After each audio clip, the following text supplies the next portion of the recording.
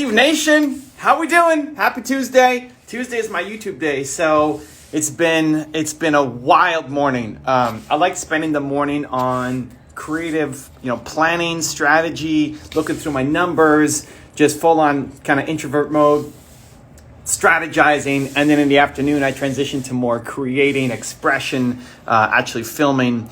So we're wrapping up our Best Life 30 challenge. If you guys haven't seen my Best Life 30 challenge, it's one of the things I'm most proud of in my video career. It's basically, if I had 30 days to change your life with some videos, these would be the 30 videos that you need to watch. So we finish up the bonuses of that. Today's day 5 of the bonuses, and then day 7, and that's it. Then we move to a different schedule.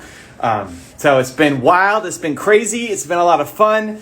And then flip into our new schedule coming soon. Looking at making some more international languages. I'm really looking at going strong in French, Japanese, Dutch, and then maybe others. German. Explore my options. We've had a lot of success with Russian and Spanish. If I show you behind here, we've got the subs. That's for okay, I don't know which one's which. This one is for the Russian, that one's for the Spanish. We've got 400,000 and 300,000 subs on those two channels. And it's awesome to be able to see the message reach more people, right? We got to change the world. We got to spread believe everywhere. So I'm looking at how to make it better for Japanese, French, Dutch, and then exploring beyond that. So welcome everybody. Mel Abraham in the house. Hope you're well, man. Sending you lots of love. Mel Abraham is a legend. If you don't know him, you need to start following him and his content, because you don't want to sleep on Mel Abraham. Great stuff is coming soon. All right. If you want to come in live, pop on in. You want to pop some questions up down below. Awesome. Let's see what we got. Saludos desde Puerto Rico. Does that mean hello from Puerto Rico? Well, thank you for the love. I wish I was in Puerto Rico right now. It's raining out here in Toronto. I actually met Mel out in Puerto Rico, and beautiful place. Brendan Burchard lives there, and so he invited me out to speak at his event and then his private mastermind. So tons of fun. And on days like this, when it's rainy in Toronto, and especially on really crazy cold winter days, like, should I go to Puerto Rico? Should I go to Puerto Rico? It was a lot of fun when I went the first time. We'll see. I'm from Tampa. Awesome. We're just sharing what geographies we're from. Tampa's fun too. Although Tampa, what was my recollection of Tampa? The downtown seemed really dead the last time I went to Tampa, but we'll see. Hey, I met you in Puerto Rico at Brenda's Mastermind. Thanks for teaching so much. Appreciate you. Shift Collective. Welcome aboard. Trey Roth wants to join. Let's bring in Trey. Bring in Trey. Marion in the house. Welcome aboard. Pittsburgh in the house. This is great. Prairie Dodgers. Evan Carmichael. Trey Roth. How are you, man? Good. How are you? Good. It's good to see you. Good to see you. What do we got, man? How can I help? I have a question that I feel like you've probably been asked like a million times, but I also feel like it's a good one, and you're like, everybody would want to know the answer to this. All right. 1,000,001. Here we go. All right. So what thought leader have you learned the most from, and why? I put my parents at number one. They're not really thought leaders, but that's why they're on the middle wall there, kind of behind me.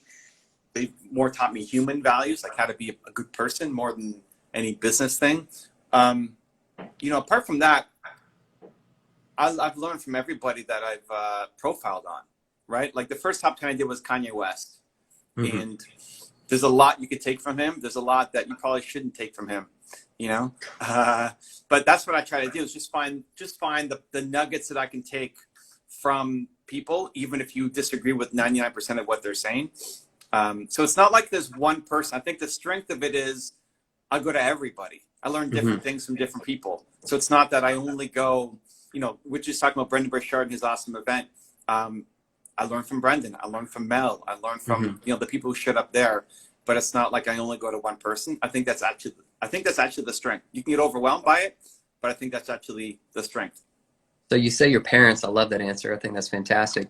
What is a favorite lesson that you've learned from your father?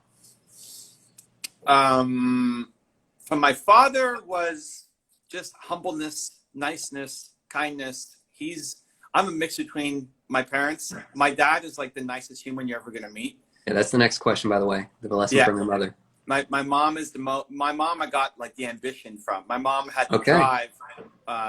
My dad doesn't have a ton of drive, but it's just the nicest human you're ever gonna meet. And my mom is like the go off and change the world kind of person. And That's so awesome. I balance those two things together.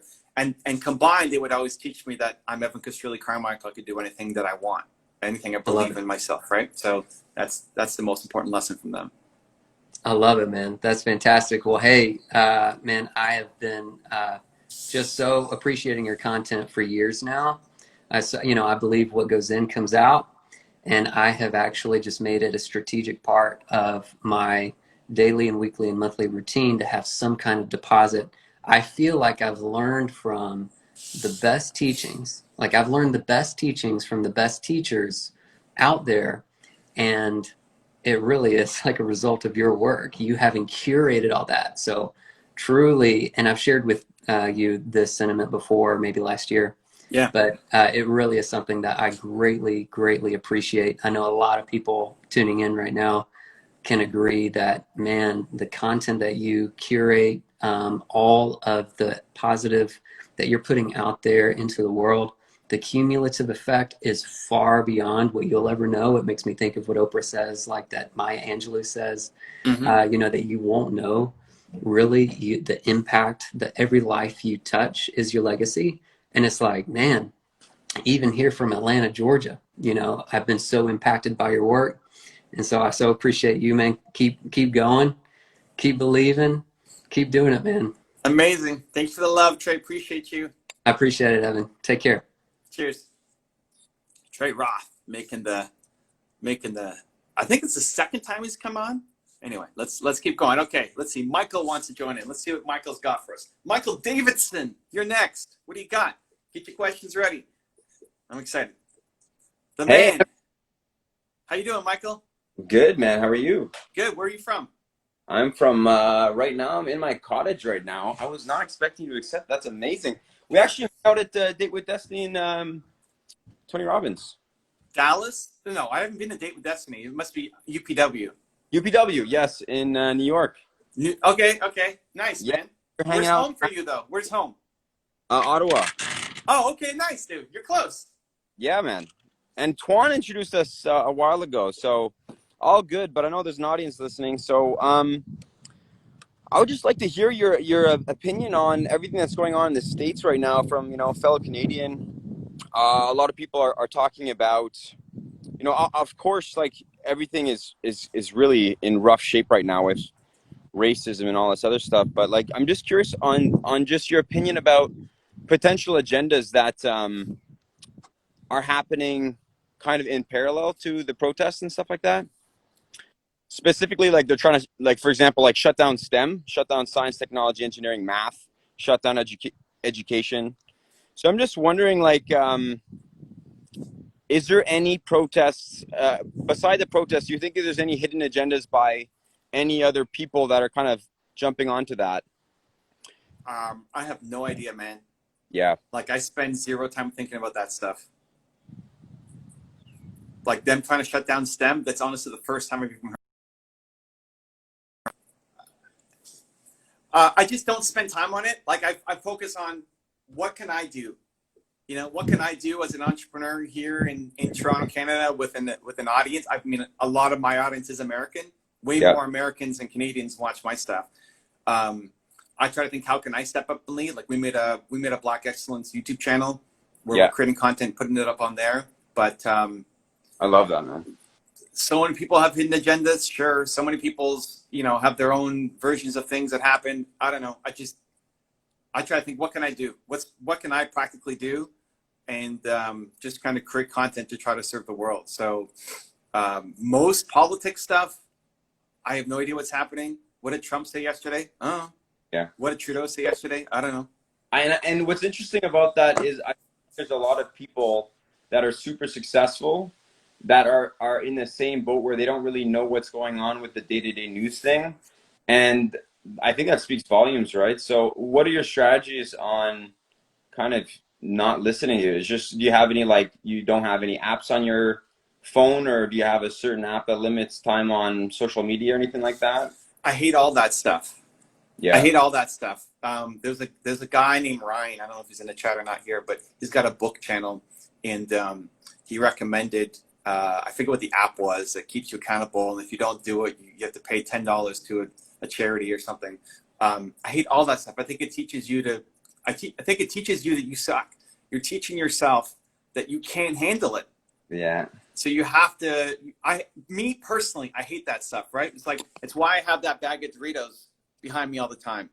Yeah. What's a bag of Doritos? I've been eating, like, every time I see Doritos, I eat them now because of you. So, are you sponsored with that, or like, why? No, man, no, dude. The Doritos is the answer to your question. Like, this is a giant bag, right? It looks small back there, but this is huge. This bag, right? And I want to eat this Doritos all day long. My mouth is watering just thinking about it. But my strategy is damn the Doritos, because they would never sponsor me. The strategy when you are trying to be healthy is get rid of the junk food from your house, right? Yes. I think you're telling yourself you suck when you do that. Wow. You're telling yourself that you can't handle being around temptation, which I think is really self-defeating, at least for me. So the fact that I want to eat that bag of Doritos all day long, I want it in front of my face all day long. Just because, to teach myself. Like, I see that, and every time I look at it, I'm giving myself the pat on the back or the high five, like, mentally. It's a reminder of how amazing I am, right?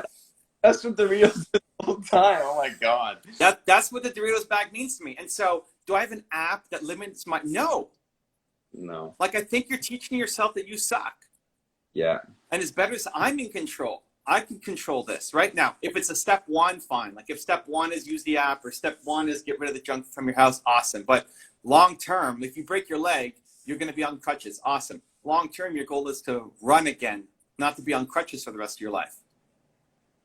So in reverse of that, do you have any, like, quantifiable metrics for, let's just say, amount of steps or amount of jogs or amount of body fat percentage you want to be, or is it just like, that's week 2? That's only people that fail need that shit, and you just flow with it? No, I think, like, I try to do 20,000 jumps. Like, I got a trampoline here, right? So that's my stand-up desk. So I do 20,000 jumps a day. That's my goal. Wow. So I'm doing 20,000 jumps. No, I think having goals like that can be good, right? I don't have a body fat percentage or anything, that I try to do, but I fast until 5 every day. We do keto 6 days a week, and I'm not, again, trying to make this prescriptive. I just think I want to weed out thoughts that make me feel weak about myself. Man. And that's something that does, like, getting rid of the junk food or putting the alarm in the other room is common advice. I think it's the same thing. It's like, you can't wake up with the phone right next to you because you're going to hit the snooze button. Like, I think you need to teach yourself how to do that, because you're telling yourself that you suck. At least me, that's how I see it. That might be super weird, duck. It's like the opposite of Mel Gibson's advice, the 5, 4, 3, 2, 1. It's like the vulnerable approach. Just like, it's okay if you suck in bed. It's normal. Just count to 5, 3, 2, 1, and jump out of bed or whatever, and get on with your day. So I love that. But when did that happen? Because I bet you weren't a kid, and then you weren't thinking, like, I'm gonna put that full bag of Doritos there just because I'm stronger than it. No, I don't know that I got it from anybody. It's just been an ongoing process for me to want to show myself that I do difficult things. Yeah. When the Tony Robbins event that I met you at, when Tony invited me to go, sit in the front row at his event and meet him backstage and all that. Before that, I did an interview with him, and I was terrified. Like, it's the most terrifying interview I've ever done, because I got Tony Robbins coming on my channel, and what am I going to ask him? And, make sure I don't suck on that interview. And whenever I'm feeling that, I remind myself I do difficult things. Yeah. And so anytime that I'm up against something difficult, I want to show myself that I can do it, as opposed to coming up against the wall and playing small. So just that idea of getting rid of the junk food that's a challenge. And I want to rise up against it, as opposed to playing small. And that reminds me of a time, or our conversation at UPW near the front row. You were talking about somebody who was like, I really hope to see you during this event. And you're just like, that's the whole problem. Don't hope to see me. Come down and see me right now. Dude, and that guy was a Tony Robbins trainer. No way. He's one of the trainers. I didn't know that till after. Wow. He messaged me on Instagram, hey, I hope to see you there. It's like, dude, don't hope. Like, of all the places, you're here at Tony Robbins. Don't hope. You see me in the front row. I'm here for 3 days. Come by and say hi. Like, make it happen. And he did. And he's like, yeah, I'm one of the trainers here at Tony Robbins. But the point is, we all fall into that. Like, I fall into that. It's the awareness to catch it. Yeah. So a lot of times we'll just play small because of habit. Like, I think I've already played small 8 times today without even noticing it. But when you can catch it, like, it's language, like hope. Yeah. Like saying, I hope this happens. Yeah. Saying difficult. Well, that's hard, right? Scary, difficult, or hard. You say that, you have to do it. Yeah. Scary is not a good enough reason anymore. Do you cold shower daily now? Almost, yeah. Yeah. Either like full on cold shower or at least like splash cold water 10 times in my face in the morning. Dude, yeah, you gotta commit to the full shower though. You gotta commit. It depends if I'm having a shower or not, right? I mean, if I've worked out and I'm sweaty, I'll have a shower. Otherwise, like this morning, I went to acupuncture, wasn't having a shower, so I did 10 splashes of cold water in my face. Yeah, but staying consistent with the things, it's the same thing. Like, your goals don't count until they're hard. Yeah. So stay consistent on what you say you're going to do. What do you mean by hard? Well, what's a habit that you've picked for yourself that you want to say you're going to do every day?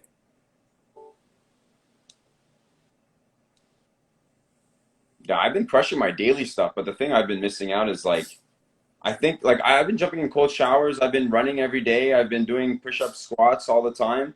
I think for me, I looked at your content on YouTube, and there was this guy at your salsa studio, and he's like, all I wanted to do is just, create a video and do a video vlog. And you're like, all right, let's do it right now. And he's like, what? And you just like picked it up and recorded him. You're like, hey, there, you're done. And it was like, it's so obvious. You know what I mean? So I have a book that I wanted to write. I started writing it when in my early 20s. I'm 28 now. And dude, right there is the problem. What's that? I started writing it in my early 20s, and I'm 28 right now, and the book's not out yet. It's crazy. So do it. Yeah, it's insane. It's over 30,000 words, and it's always like, well, it's not good enough yet, and I don't want to publish anything because it's like it's written down and like someone's gonna have it. I don't want to have it not Dude, good. You have like 28 books inside you. Oh yeah, for sure. But it's not gonna happen if it takes you 8 years to get one out. Yeah, that's right. So don't worry about it being perfect. I found the typo. Your One Word is my first book, and I went through like how many people, editors, and my team and everything, and I still found a typo in it. Come on, really, another freaking typo? There was one section too that I wanted to add to it that became more clear after, and I wrote that section in my new book, Built to Serve. So like, hey, my biggest regret from my first book was I didn't talk about this. Great, that's in my second book. That's amazing. You get it up. I threw away half of my book. I wrote 60-something thousand words for Your One Word, and we cut out half of the book. Like half the book got thrown away. This is the thing, man. Like, get it up. But I can't publish a 30,000 word book that's like not finished. You know what I mean? So finish it. Yeah. Like there's no. You could finish it this month if you wanted to. It totally could. Yeah. So get it up. Like that's what I'm saying. Your goals don't count until they're hard. That's hard. Yeah. Great. Do it. Show yourself that you do it. And there's different strategies on getting it published, right? Whether it's just writing the manuscript and giving it to somebody. Do you have a specific person that you'd recommend, or an agency to get it done, like all the editing and stuff like that? Your best bet at the beginning for you're going to self-publish it. Like, a publisher doesn't want to deal with somebody who's just getting started. Yeah. So you self-publish it. You build your audience. You build your base. Sell some books. And remember, you've got 27 other books inside you. Yeah. Like, you're getting it all in this first book being a giant success. How many books would you buy at first? 100,000, 10,000, 1,000? Get them printed as they go? What would you do? just use Amazon and do it print on demand. That's amazing. You can order as many as you want from them. You get discounted. I forget what the discount. I mean, my 2 big books were both with publishers, so they give me stuff. But you can order. We've got 2 books on Amazon through. It used to be CreateSpace. I think it's Kindle Direct Publishing now. But you can order 5 books if you want. You can order 100 books if you want. Yeah. You just get it up. Start building momentum. Build your tribe. Build your audience. Done. And then your next book will be better, because it's so common for talented creators, whether it's authors or musicians or singers or anything, to have this awesome piece of work and then it's just never finished. Yeah. You can always tweak to it. To finishing the book, I'll send you one when it's done. My last question is around spirituality. I'd love to understand your take on it all. Religion, spirituality, all that type of stuff. Do you identify as a certain sect, or like, I'd love to hear it. I'd really be interested. I don't know. So I'm not religious, but a lot of my messaging comes off as it, like saying that my book's called Built to Serve. Yeah. Service is at the core of every religion. I believe in doing good. Like, even the word believe is very religious. Yeah. If you read the book or any of my books, or even listen to me speak, a lot of what I say is the same as what a preacher would say. Just substitute the word God out. Yeah.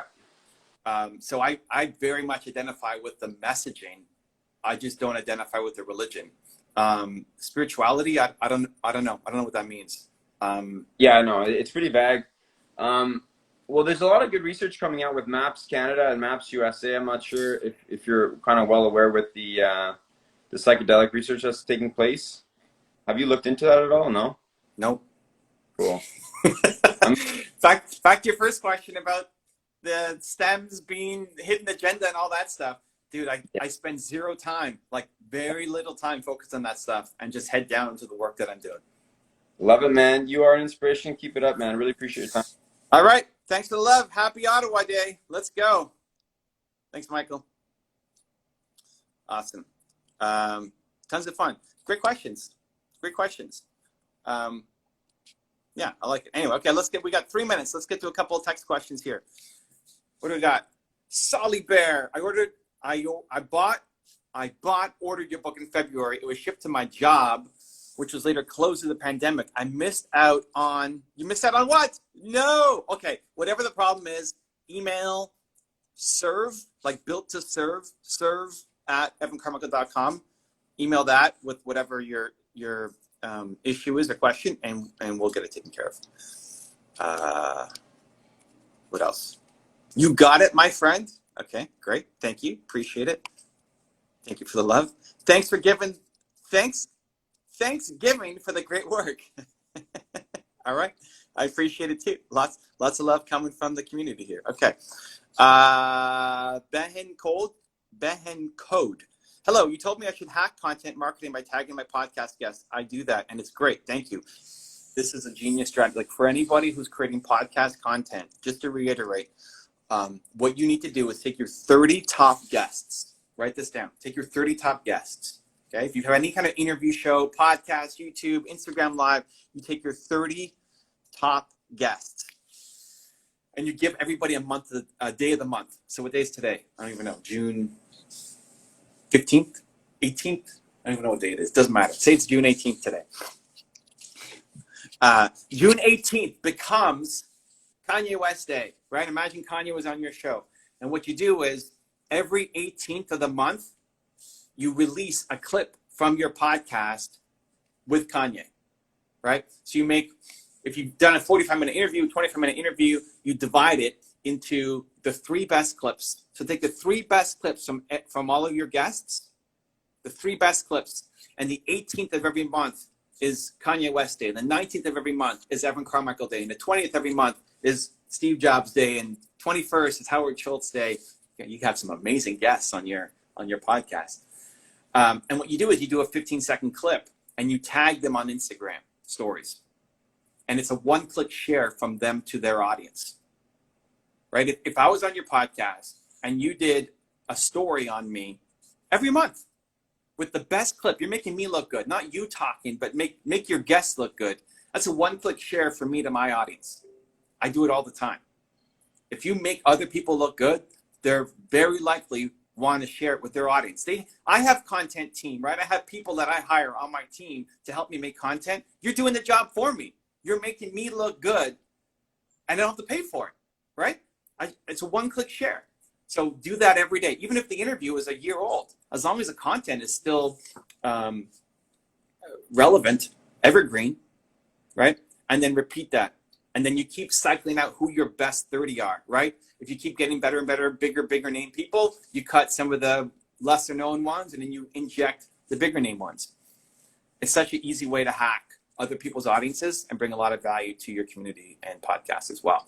There's a lot. Here's the thing that most people miss with podcasts and interview shows. There's so much that happens on the launch. I just had Kanye West on my podcast, right?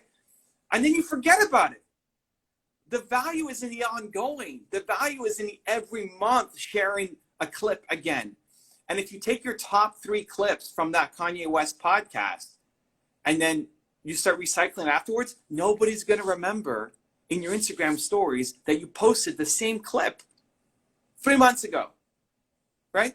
Nobody's going to remember. And even if they do remember, they probably still need that message, right? So yeah, you need to be thinking evergreen and ongoing marketing where there's too much focus on the launch of it and it hurts the growth of a lot of people's podcasting channels. Anyway, thank you guys for the love. That was fun. Good time. Some surprise guests joining in. Appreciate you. We're back on tomorrow, 2 p.m. Eastern. Happy Tuesday. I got to go work on my YouTube channels now. Continue to believe. I'll see you soon.